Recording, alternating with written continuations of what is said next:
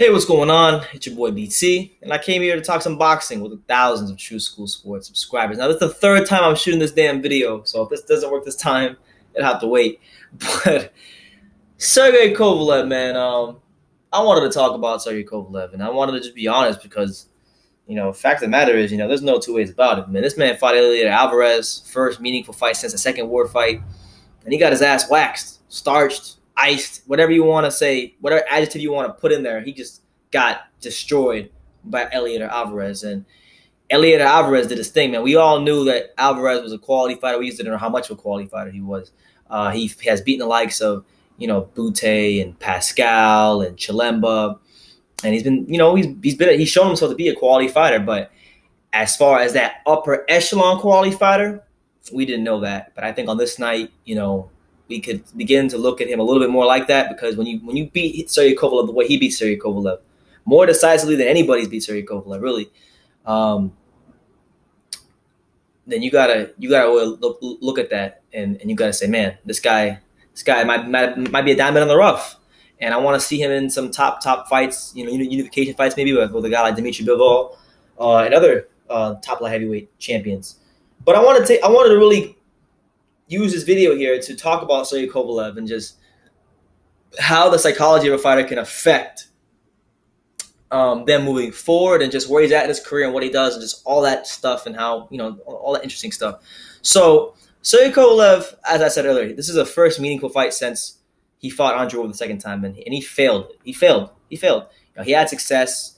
He definitely showed himself to still be a skillful light heavyweight, but once Alvarez hurt him, and this is why you gotta give Alvarez credit, because it's one thing to hurt a fighter, it's another thing to finish him. Once Alvarez hurt this man, there was no way back. Alvarez finished him, and Alvarez got the job done. So with Sergey Kovalev, we look at him now. He's 35 years old.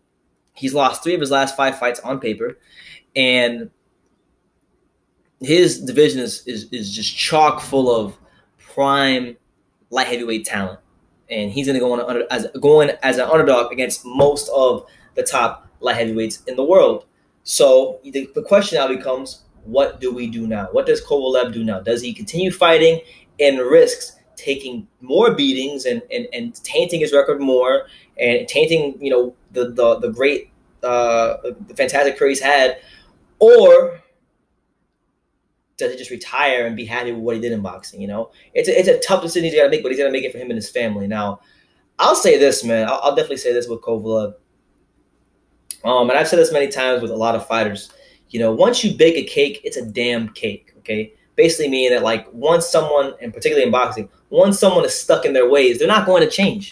They're not going to get any better, okay? And in many cases, as you get older, you'll get worse. Your reflexes slow down, your power decreases, your speed decreases. All that stuff decreases with time, okay? It decreases with time. So Kovalev has to make a tough decision, and when you look at the psychology of where Kovalev is at right now, and how that's played a role so far into where he's at, and how that could play a role in bigger fights, let's be real. Let's call a spade a spade. Okay, I like Kovalev, and there's nobody in the world, nobody. I don't give a damn who you are. You're not going to convince me that Kovalev lost the first fight against Andre Ward. The second one, that one's up for interpretation. I thought it was a BS stoppage, but the first fight with Ward, I thought Kovalev won that fight. And many people thought Kovalev won that fight. It's not just me. So something definitely changed with Kovalev after he was unable to stop Ward. He was peppering Ward with everything but the kitchen sink those first 4 to 5 rounds. And then in the middle rounds, Ward was able to work himself back into the fight. Ward was able to have success and experience, high levels of momentum in that second half of the fight. I definitely think that, and I've scored it the same way every time I've watched it since then, and I've watched it a good amount of times to know this. I've been given the same rounds to Ward that I've always given him in that fight. Rounds 5, rounds 7, rounds 8, and 11. Any rounds outside of that, he lost. But the momentum he experienced was enough, and Kovalev's inability to finish him, I think, did something to him psychologically, and when he got robbed, that did something psychologically, because he carried so much anger into that second fight, and he approached it the wrong way. And it affected him on fight night. It definitely affected him on fight night. And just as much as the ref was to blame for the BS stoppage, I think Kovalev was also to blame for just constantly looking at the ref at sometimes when he didn't need to. Just fight the damn fight. You can't look at the ref for everything. So that's what I'm saying with Kovalev. Like his career is interesting because if he were to retire right now at this moment, I think he could be proud of his career because I think what gets lost a lot of the times is that Kovalev wasn't supposed to be here. He wasn't supposed to be the best light heavyweight in the world at any point in his career because he wasn't one of those Eastern European fighters that had 500 million amateur fights and won all these gold medals in amateur tournaments. No, he was someone that fought from obscurity. You know, you look at just go on his box track. I would challenge you guys to look at his box track. Look at all these random ass places in America he was fighting at. He fought at the Greensboro Coliseum in North Carolina. He fought in Tacoma, Washington. He fought at the Playboy Mansion 3 times. He fought, his fourth fight was at the Playboy Mansion. He fought at George Mason University. He fought at the UIC Pavilion in Chicago. He fought in Louisiana. He fought in Las Vegas, of course. He fought at the Sands Casino in Pennsylvania. He fought at the Mohegan Sun Casino in Connecticut. Atlantic City, New Jersey, obviously. He's fought there many times. Canada.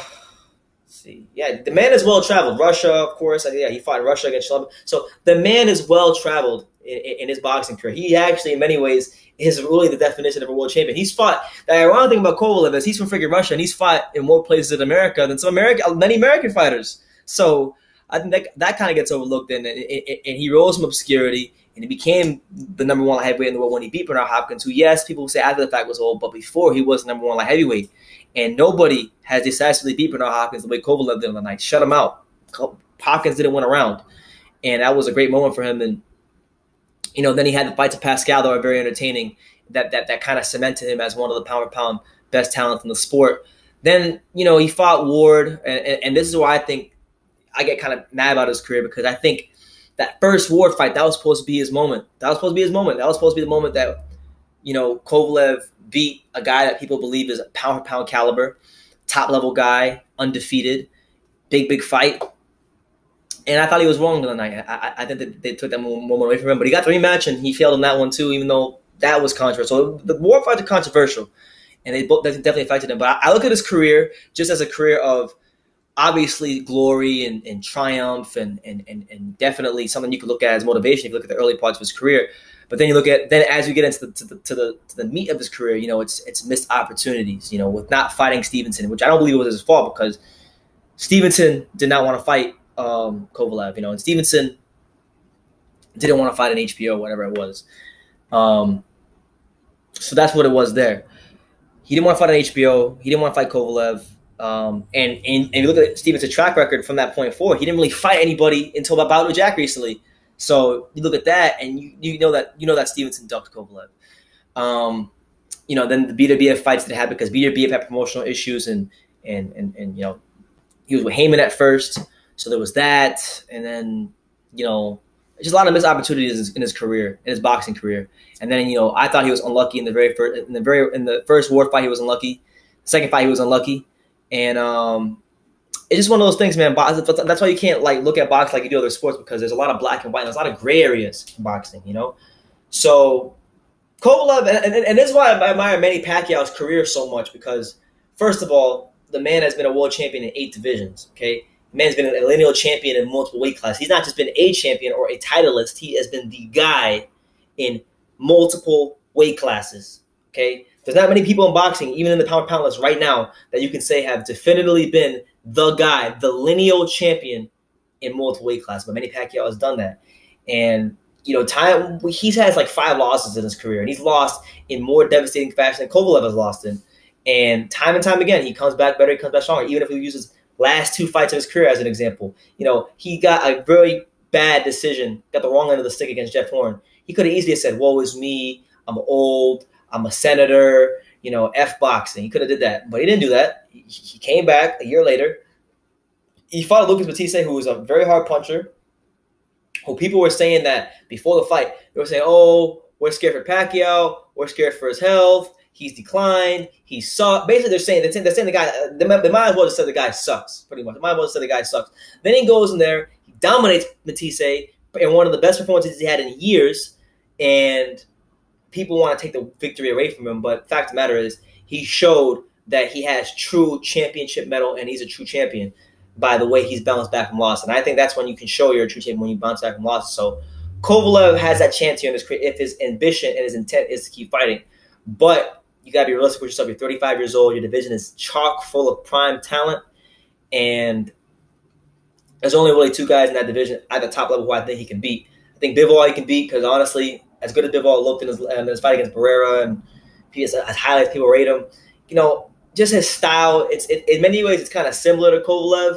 And I think if they were to get into any exchanges, I think Kovalev will win the exchanges. I think Kovalev will be able to stop Bivol, to be honest with you. So there's that fight. And then I think the Adonis Stevenson fight, if they go that route, if they could go that route, is still a fight that for Kovalev, that let's say that's the last fight of his career. I don't think there's any fight out there that he'd get up more for because he wanted that fight for so long and didn't get it. And Stevenson is actually older than him. And if he's able to beat Stevenson, that's going to erase the question that boxing fans would have if he retired, which is, what would happen if he fought Stevenson? If he fights Stevenson and beats him, that question is erased. And then they could ask the question, well, who would have won in their prime and all that stuff. But then, he would be fighting Stevenson coming off of a loss. So I don't think there'd be any time more where Stevenson would be more inclined to take a Kovalev fight than now.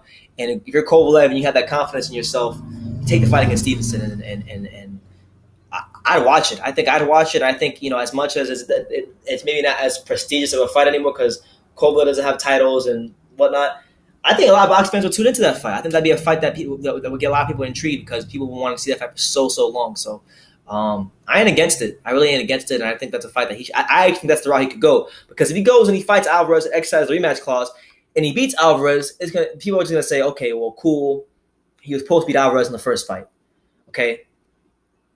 If he beats Stevenson, who regardless of what you think of his title reign, because it has been a shambolic title reign where he's fought none of his mandatory challengers and he's ducked so many top level opposition. If he beats Stevenson, at least he can say, well, I ended the longest reigning light heavyweight champion's reign. I beat Steve. I beat the guy that people were measuring me against my whole career, and he put a fork in that. And I think that's a great way to end your career. But regardless of the fight, he's got to make the right decision for his family and himself. And I think if he's able to retire, he should be happy with what he did because he wasn't supposed to be here in the first place. So there's that. Last thing I want to get to before I end the video for the 3rd time, okay, is Andre Ward, man, because people always want to say oh, BT, you're biased. BT, you hate this guy, you hate that guy, and I just call as I see it. Now I'm gonna give Andre Ward some credit here, okay? Because people say I don't give him no credit. So here's video documentation of me giving the man some credit, okay? Andre Ward, I don't like his fighting style. I hate his fight. I really don't like the way he fights. It's very ugly to me, and he boxes outside the rules. That much I want to establish before I say what I want to say about him. What I will say is in the first Kovalev fight, and I keying in on the first Kovalev fight, to get pummeled the way he was in those first 4 to 5 rounds, survive those rounds, and then have success, go the 12 rounds, that contributed. That was the beginning of Kovalev being reduced to what he is right now psychologically. And for a guy to do that coming up from 168 to 175, regardless of, I thought he should have got a warning a couple times in the fight for holding, all that stuff. But he didn't say, "Woe is me." He didn't just fold under pressure. So you got to give at least that much credit. To do that against one of the baddest men on the planet in Kovalev, because he was when he fought him, that deserves credit and that deserves praise, and we'll give it to him. So he's retired. There's no reason to hate on Ward. He's retired. He's doing great things for HBO. I give us credit. Okay, shout out to Andre Ward. I do think he lost that fight though. That much I want to make clear. But yeah, let me know what you guys think, man, about Kovalev and just his career, where it's at. What do you think he does? Where do you think he goes from here? Are there any top level heavyweights out there that you guys see him beating? Let me know in the comments down below. Do all that good stuff. Take the time to subscribe. Go follow True School Sports on Instagram at True School Sports. Like I say in every single video, you can love me or you can hate me, but I'm just a kid from Dania. So until next time, take care, guys.